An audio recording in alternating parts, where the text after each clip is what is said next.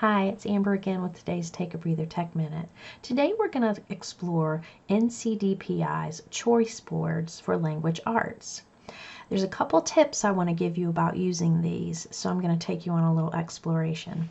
So the first thing that you're going to want to do is go to the remote learning site, and the URL is here.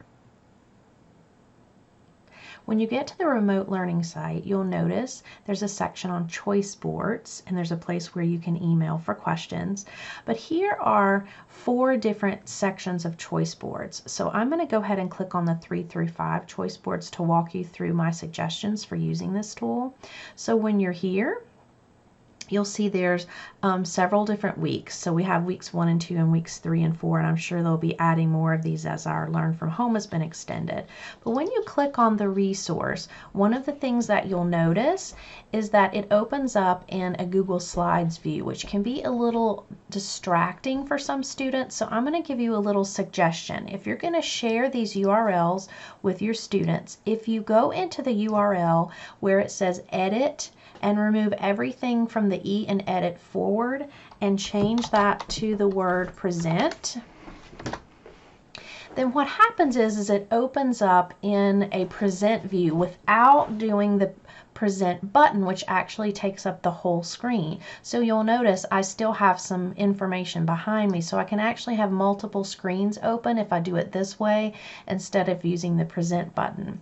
The reason I'm suggesting that you share this link with them instead of the link that's on the DPI side is so that it opens up in a website view, so they're able to go through the site. Now this choice board, you'll have to navigate through the first 2, which are basically just links to some common text and digital resources. The 3rd board is actually what gets you to the choice board.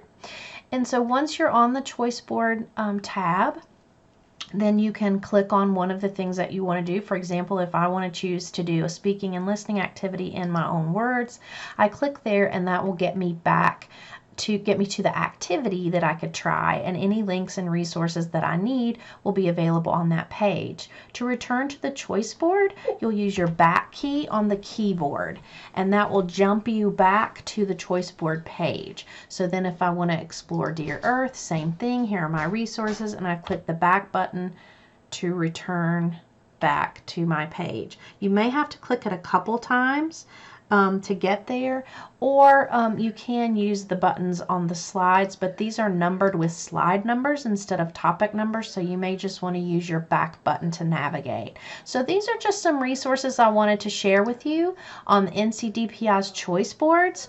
So don't forget to take some time today and take a breather, not just for you, but also for your family.